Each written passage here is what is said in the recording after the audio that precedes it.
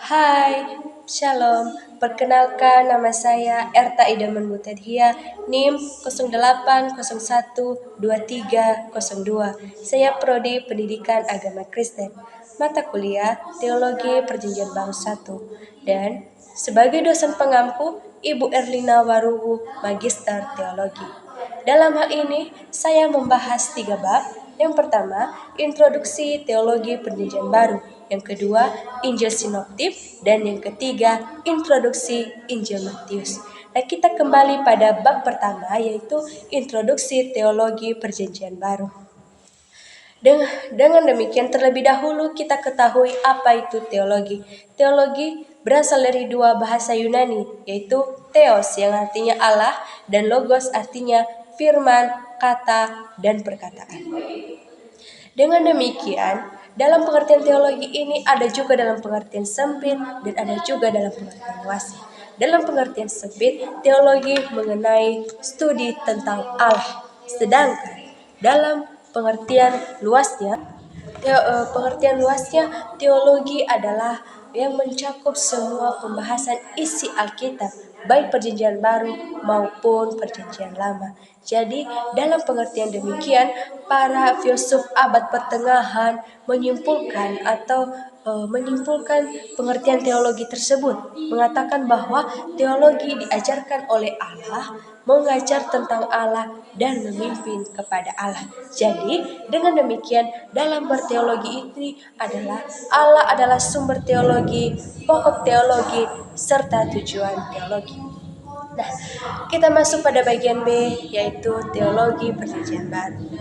Teologi perjanjian baru ini adalah ilmu teologi yang alkitabiah, yang bersifat deskriptif atau menggambarkan, dan di dalamnya memuat 27 kitab dalam perjanjian baru. Adapun bagian-bagian dari teologi perjanjian baru ini, yang pertama, fungsi dari teologi perjanjian baru. Dalam perjanjian baru pastinya ada fungsi. Nah, sebagai fungsinya yaitu merupakan sebuah proses atau usaha untuk mengenal Dia. Dia yang dimaksud di sini adalah Kristus. Atau usaha kita dalam mengenalnya ini adalah bagaimana pelayanannya, pekerjaannya, sehingga kita yang berusaha atau proses kita untuk mengenal Dia bisa taat kepadanya. Nah, kita masuk pada nomor 2, yaitu pendekatan dalam teologi perjanjian baru. Dalam teologi perjanjian baru ini menggunakan pendekatan teosentris. Teosentris yang artinya berpusat kepada Allah. Dengan berpusat kepada Allah, kita menggunakan metode yang pertama metode analisis, yang kedua gramatikal, yang ketiga historis, dan yang keempat adalah kontekstual. Kita bahas satu persatu bagaimana yang dinamakan dengan metode analisis. Metode analisis yang artinya menyelidiki atau penyelidikan terhadap suatu peristiwa atau keadaan yang sebenarnya. Yang kedua yaitu gramatikal. Nah, gramatikal ini adalah atau sesuai dengan tata bahasa. Nah, yang ketiga dalam perjanjian baru ini adalah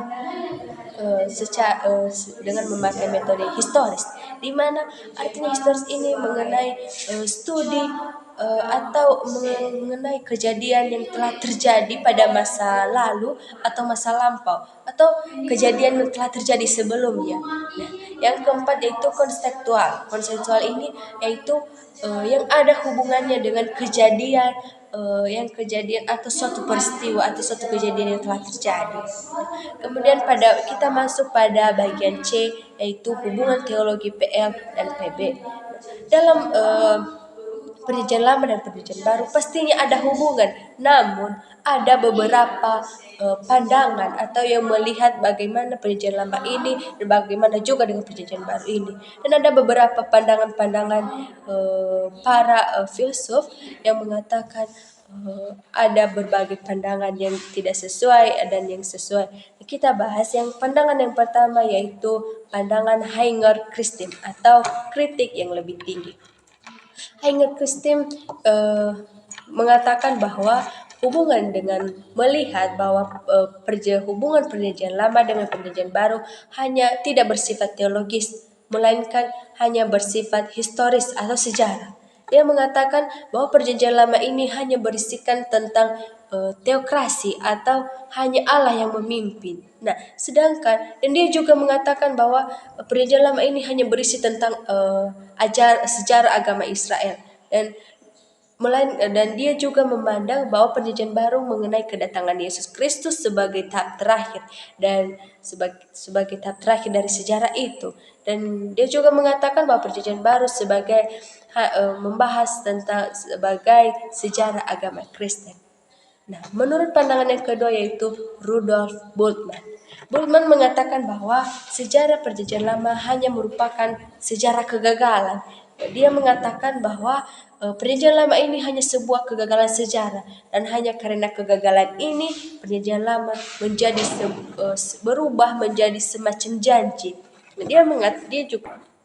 Dia juga mengatakan bahwa perjanjian lama ini hubungan antara kedua perjanjian lama dengan perjanjian baru hanya tidak relevan secara teologis. Bultmann mengatakan bahwa perjanjian lama hanya merupakan sejarah kegagalan kepemimpinan Allah dan umatnya. Nah, kita masuk pada yang ketiga, menurut pandangan yang ketiga yaitu Friedrich Baumgartel. Baumgartel melihat makna perjanjian lama. Dia melihat bahwa makna perjanjian lama dalam hanyalah hal sejarah kehancuran dan yang mengecewakan yang menunjukkan cara manusia yang hidup di bawah hukum Taurat. Dan dia mengatakan bahwa hubungan Yesus Kristus dalam sejarah tidak berlandaskan pada perjanjian lama. Nah, kemudian menurut pandangan yang keempat yaitu Wilhelm Fischer.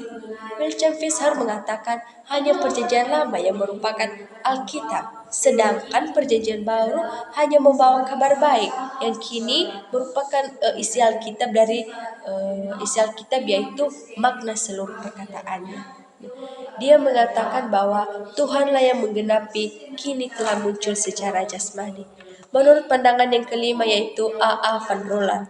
A.A. van Roller menegaskan atau menjelaskan bahwa perjanjian lama merupakan Alkitab yang tulen atau yang asli. Perjanjian lama merupakan Alkitab yang sebenarnya atau yang hakiki dengan perjanjian baru sebagai sambungan. Dia mengatakan bahwa perjanjian lama ini adalah sebuah Alkitab yang asli, sedangkan perjanjian baru hanya sebagai sambungan dari perjanjian lama. Kemudian pandangan yang keenam yaitu menurut Marcion. Marcion menegaskan menolak perjanjian lama dan dari kanon gereja karena perjanjian lama adalah hanya barang sisa atau hanya suatu agama penyembahan berhala. Itu menurut pandangan Marcion. Dia mengatakan atau dia secara tegas menolak perjanjian lama ini karena perjanjian lama dia melihat bahwa perjanjian lama ini hanya barang sisa atau yang membahas atau yang menubuatkan tentang bagaimana suatu agama itu hanya penyembahan berhala saja yang diceritakan di dalam perjanjian lama. Dan pandangan yang terakhir yaitu pandangan Alkitab. Pandangan Alkitab yang pertama, perjanjian lama memandang ke depan. Di mana perjanjian lama memandang ke depan yang artinya perjanjian lama kitab yang menekankan pada masa lalu dan masa kini. Nah, itulah menurut perjanjian lama memandang ke depan. Nah, pada dasarnya pandangan ke depan yang dimaksud ini yang dikembangkan oleh para nabi ini. Ada 4 hal utama yang telah dikembangkan oleh para nabi. Yang pertama satu waktu, yang kedua satu pribadi, yang ketiga satu tempat, dan yang keempat satu orang. Di mana satu waktu ini yaitu hari Tuhan, dan satu pribadi yaitu Mesias, dan satu tempat yaitu mengenai hal ini ada 2 hal yang utama yaitu kembalinya Firdaus dan Eden di dunia ini, dan yang kedua pengharapan dan akan pembaharuan satu tanah kudus dan kota kudus. Dan yang ketiga yaitu satu umat, yaitu pengharapan akan dibaharuinya, akan ada pemulihan atau yang di atau pembaharuan dari satu umat ini, yaitu pengharapan akan dibaharuinya satu umat, yaitu umat Tuhan. Nah, kita masuk pada nomor 2 yaitu perjanjian baru memandang ke belakang. Jika perjanjian lama memandang ke depan, berarti perjanjian baru memandang ke belakang. Yaitu perjanjian lama dengan suatu keyakinan bahwa Mesias yang diharapkan itu sudah datang, dan serta pembaharuan kota kudus dan umat Tuhan akan mulai. Dan perjanjian lama ini juga adalah dasar teologis dan historis penulisan perjanjian baru. Nah, berbagai kejadian penting yang terjadi pada masa penulisan perjanjian baru merupakan penggenapan nubuat-nubuat dari masa silam atau penggenapan nubuat-nubuat dari perjanjian lama. Nah, hal ini jelas dipergunakan oleh Paulus dan Matius, dan bahkan seluruh perjanjian baru terlihat menggunakan metode dari penggenapan nubuat tersebut. Nah, yang bagian B yaitu persamaan dan perbedaan antara penulisan perjanjian baru dan perjanjian lama. Para penulis perjanjian baru mengenal bahwa makna kejadian-kejadian dalam perjanjian baru hanya menjadi atau hanya dapat menjadi jelas terang perjanjian lama. Dengan demikian juga sebaliknya. Yang kedua yaitu para penulis perjanjian baru melihat dalam perjanjian lama terdapat satu kesaksian yang memiliki persamaan dari kesaksian mereka. Nah, yang ketiga yaitu para penulis perjanjian baru melihat perjanjian lama ini hanya sebagai saksi yang mendahului kejadian itu sendiri dalam sejarah keselamatan. Nah, yang keempat yaitu para penulis perjanjian baru menafsirkan perjanjian lama sebagai satu kesaksian atas pernyataan Allah dalam keselamatan dalam hal sejarah. Dengan demikian, pandangan Alkitab tentang hubungan teologi perjanjian lama dan perjanjian baru ini maka dapat disimpulkan bahwa perjanjian lama tidak akan lengkap dalam dirinya sendiri. Karena perjanjian lama memerlukan penggenapan di hari mendatang. Karena dalam perjanjian lama ini juga menceritakan banyak nubuat-nubuat tentang Yesus Kristus. Nubuat-nubuat tentang penggenapan akan datang Mesias, akan datang Tuhan Yesus ke dalam dunia. Dan itu telah dinubuatkan atau telah ditepati atau telah digenapi di dalam perjanjian baru. Dalam hal ini, perjanjian baru juga bergantung kepada perjanjian lama, di mana pusat perjanjian baru adalah karya Allah dalam diri Yesus Kristus, yang adalah merupakan penggenapan dari perjanjian lama. Kita masuk pada bagian D, yaitu sejarah teologi perjanjian baru. Nah, pastinya ada sejarah tentang teologi perjanjian baru ini. Nah, teologi perjanjian baru diminati sekitar 2 abad terakhir ini. Ada seorang yang bernama J.P. Galbraith mengimbangi dan menyerang metodologi teologi dogmatik dengan mengkritik pendekatan filosofinya. Dan di sini dia juga ada pun pendekatan rasionalistis dipakai untuk mengerti apa itu teologi perjanjian baru. Secara teologi perjanjian baru ini, Alkitab dipandang sebagai buku hasil karya manusia. Buku hasil karya manusia baik dalam proses penulisannya dan apa yang juga yang ditekankan oleh masing-masing penulis dari seluruh kitab. Kemudian kita masuk pada bagian E, yaitu metodologi teologi perjanjian baru. Nah, ada beberapa faktor yang harus dipertimbangkan dalam perkembangan suatu metodologi teologi perjanjian baru. Yang pertama, pewahyuan, yang artinya pernyataan Allah tentang bagaimana ajaran-ajaran yang berkaitan dengan Kristus dan penebusan. Yang kedua, penekanan dari perjanjian lama, perjanjian baru berpuncak pada kepercayaan tentang kematian Yesus Kristus, kebangkitannya, serta pengharapan akan kedatangannya yang kedua kali.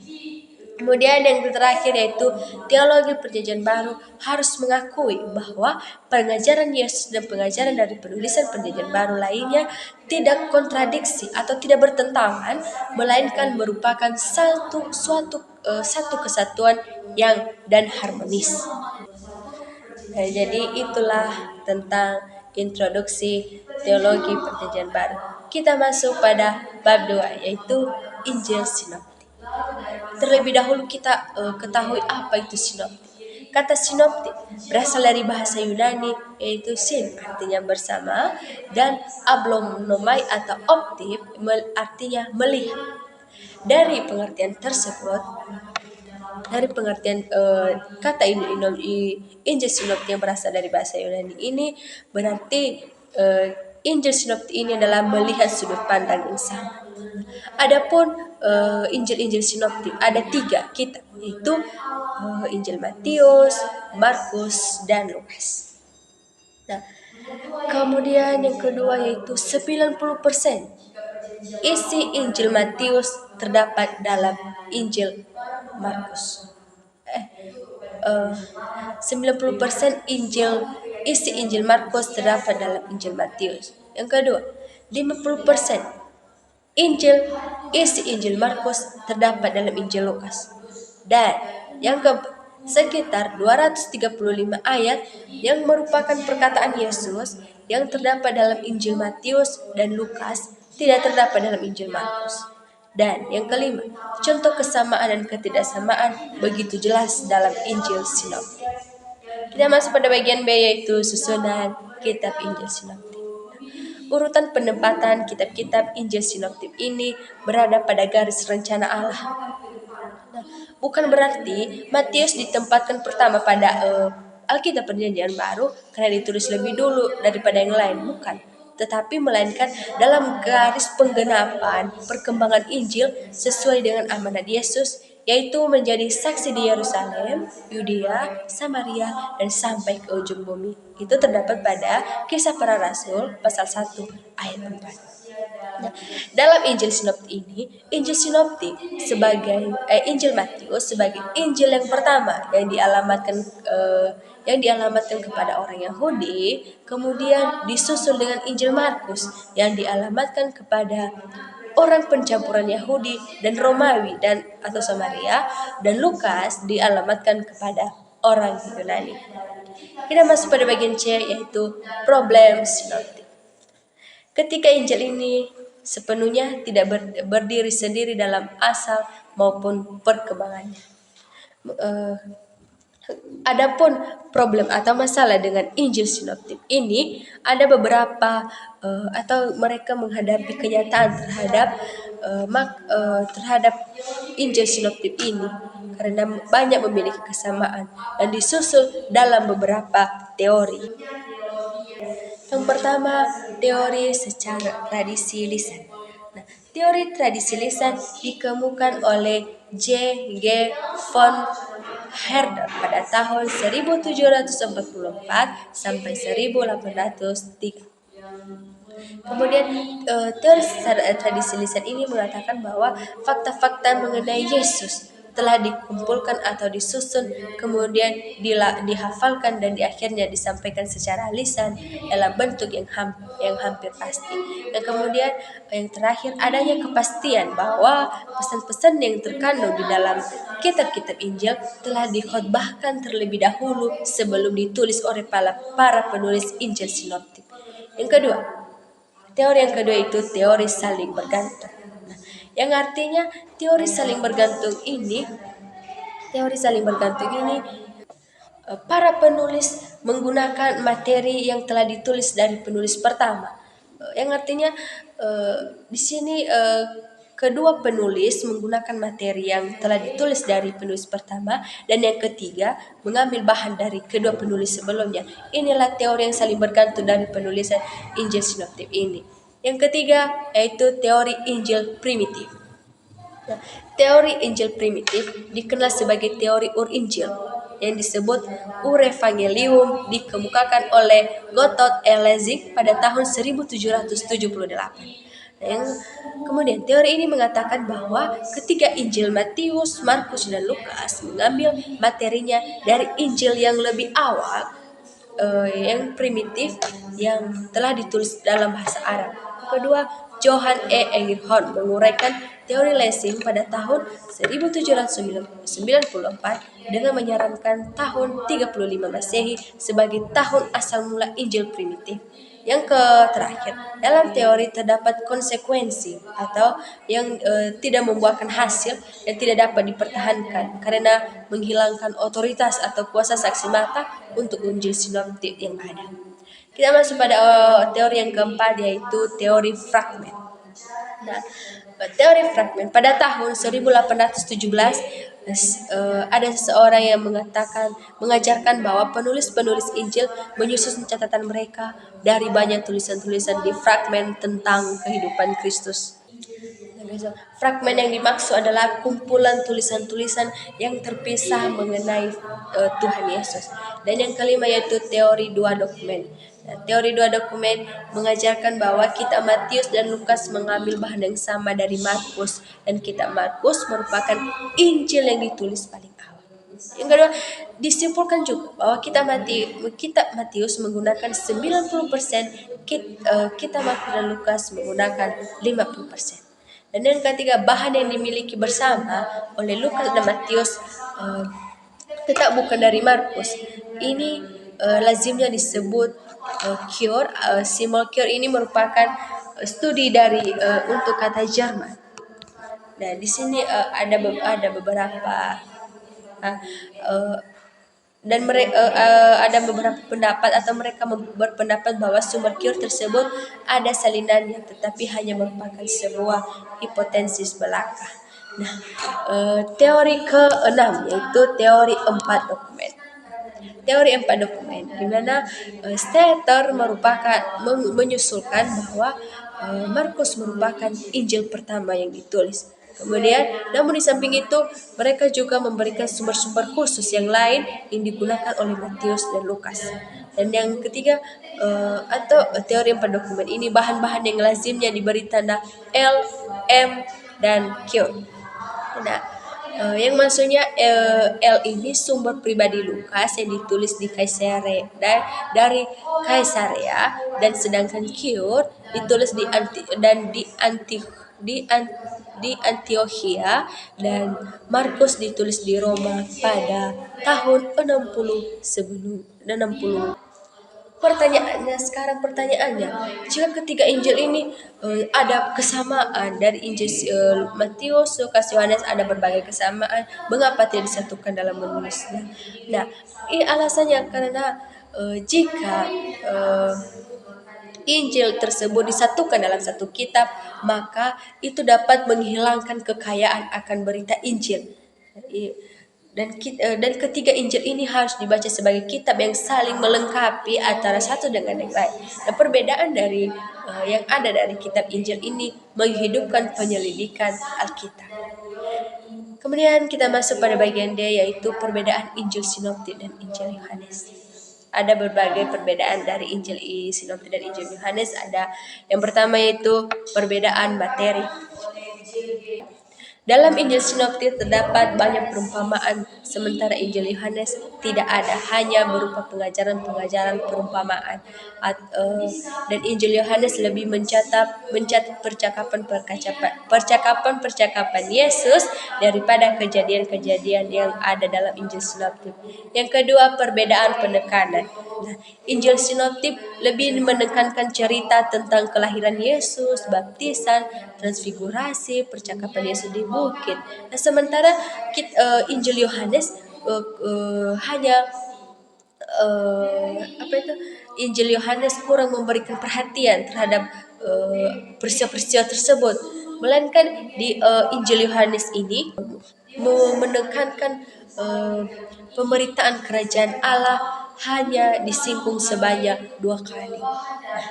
Perbedaan yang ketiga itu perbedaan geografis. Nah, perbedaan geografis yaitu pelayanan Yesus. Tentang pelayanan Yesus ketika Yesus datang ke dunia. Pelayanan Yesus, contoh perjalanan Yesus di Yerusalem. Injil Sinoptik mencatat 1 kali saja, sedangkan Injil Yohanes mencatat paling tidak ada 3 kali Yesus mengadakan perjalanan merayakan Paskah di Yerusalem. Selain itu ada juga Yohanes lebih menekankan pelayanan secara khusus kepada kaum intelektual atau agama, sedangkan Injil Sinoptik hanya menekankan pelayanan Yesus pada orang-orang biasa atau umum. Yang keempat yaitu perbedaan struktur. Nah, Injil Sinoptik terdapat pengajaran-pengajaran yang panjang seperti khotbah di bukit dan perumpamaan-perumpamaan. Sedangkan Injil Yohanes terdapat kumpulan pelajaran. Yohanes lebih mencatat 7 mukjizat dengan tema-tema Injil disusun secara teratur dibandingkan dengan Injil Sinoptik. Kita masuk pada bab 3 yaitu pembahasan yang terakhir yaitu teologi Injil Matius. Nah, adapun introduksi Injil Matius ada penulis, tema, kata kunci, waktu penulis, ditulis kepada siapa, dan latar belakangnya, serta tujuan penulisannya. Kita bahas satu persatu yaitu penulis. Penulis dari kitab Matius ini adalah Matius sendiri yang disebut juga Lewi atau pekerjaannya ini adalah seorang pemungut cukai. Kemudian tema dari kitab Injil Matius ini adalah Yesus adalah Raja Mesianis. Dan yang kedua kata kunci dari Injil Matius yaitu kerajaan. Waktu penulisan tahun 60-an tahun Masehi, dan Injil Matius ini ditulis untuk orang percaya Yahudi. Di sini kita bisa melihat bagaimana latar belakang Injil Matius. Latar belakang Injil Matius ini yang ditulis oleh Matius sendiri. Latar belakang Injil Matius ini yang dituliskan untuk orang percaya Yahudi. Ada latar belakang Yahudi dari Injil ini, yaitu ketergantungan pada pernyataan atau janji dan nubuat yang ada pada perjanjian lama. Mereka membuktikan bahwa Yesus memang Mesias yang sudah lama dinantikan. Yang kedua, hal menurut garis silsilah Yesus yang bertolak dari Abraham. Dan yang ketiga, pernyataan yang berulang-ulang bahwa Yesus adalah anak Daud. Dan yang ketiga, penggunaan istilah yang khas seperti kerajaan sorga. Dan yang keempat adalah petunjuk kepada berbagai kebiasaan Yahudi yang memberikan penjelasan pelajaran apapun. Kemudian yang ketujuh adalah tujuan penulisan untuk memberikan kepada sidang. Adapun tujuan dari penulisan kitab Matius yaitu untuk memberikan kepada sidang pembacanya tentang saksi mata tentang kehidupan Yesus. Yang kedua, untuk meyakinkan pembacanya bahwa Yesus itu adalah anak Allah dan Mesias yang dinubuatkan dalam PL. Yang ketiga, untuk menunjukkan bahwa kerajaan Allah yang dinyatakan di dalam dan melalui Yesus Kristus dalam cara yang belum pernah terjadi sebelumnya. Masuk pada bagian B yaitu muatan teologis. Muatan teologis ada beberapa bagian. Yang pertama adalah Allah. Allah itu hidup.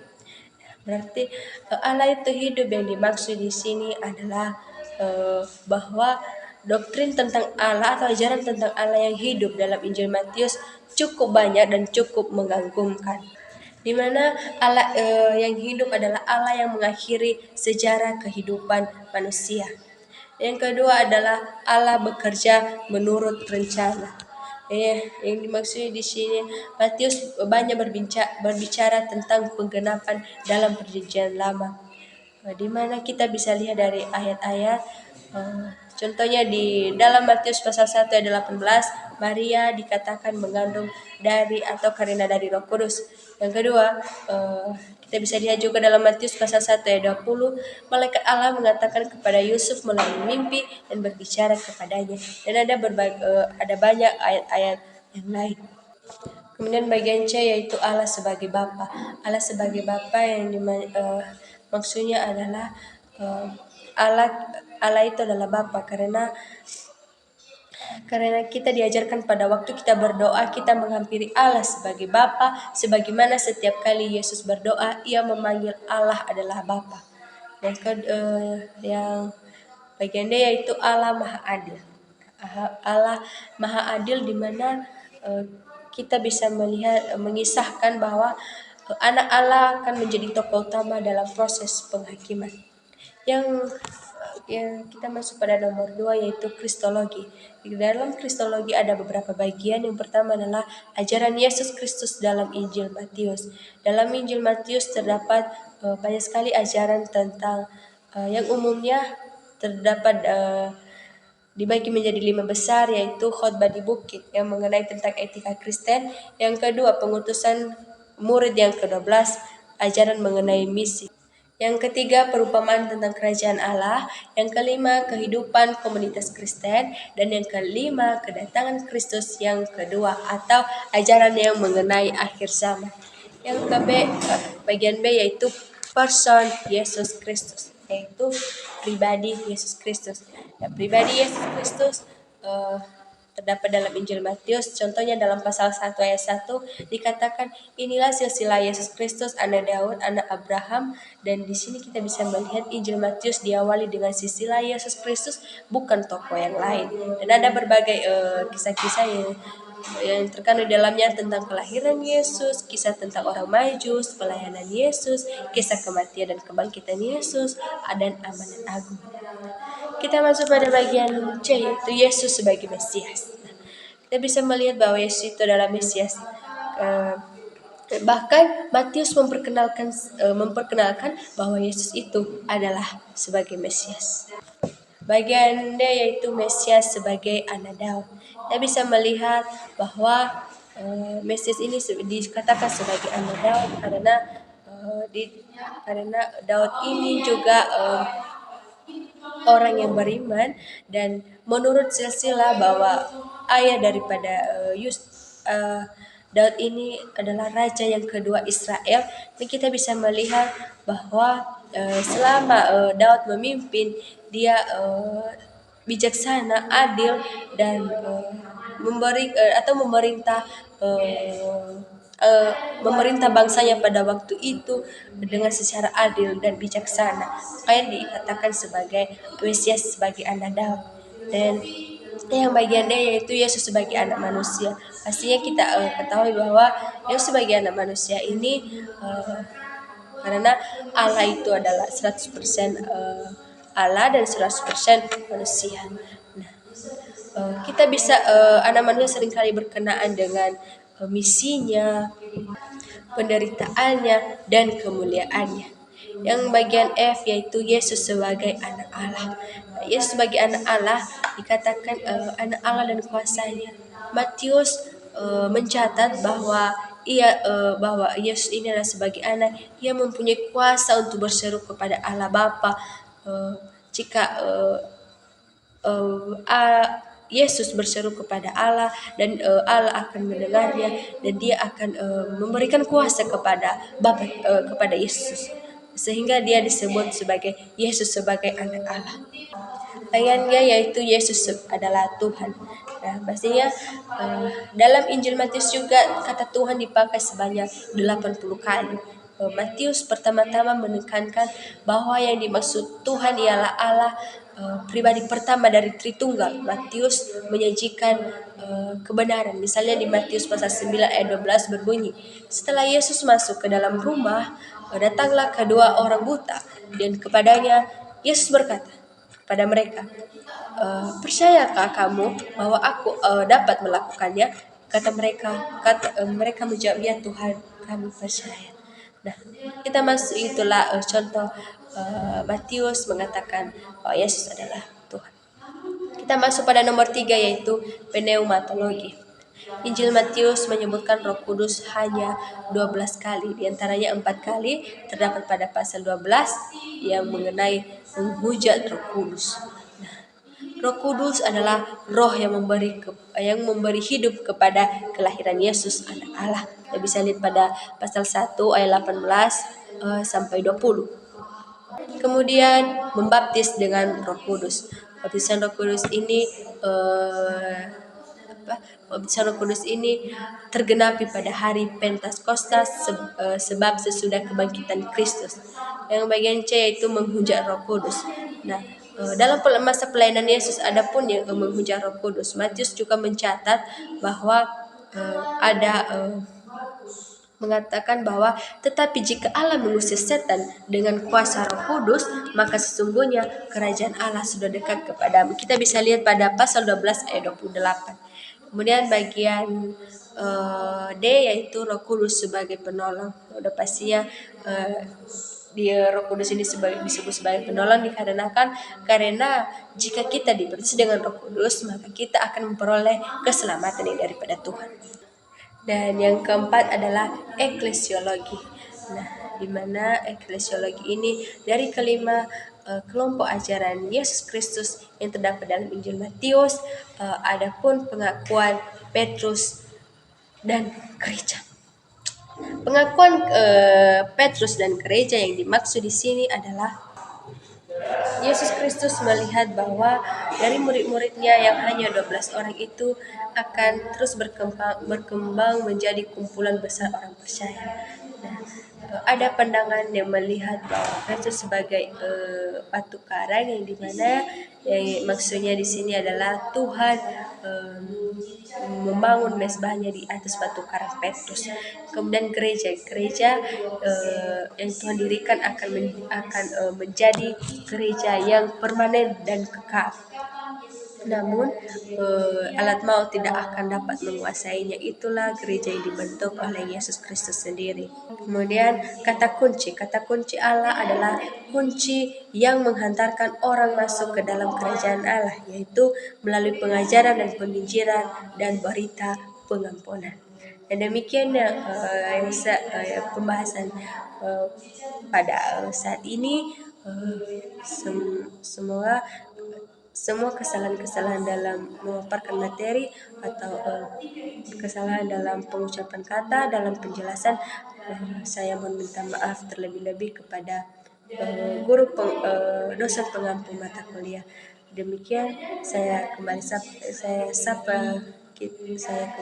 kita semua. Shalom.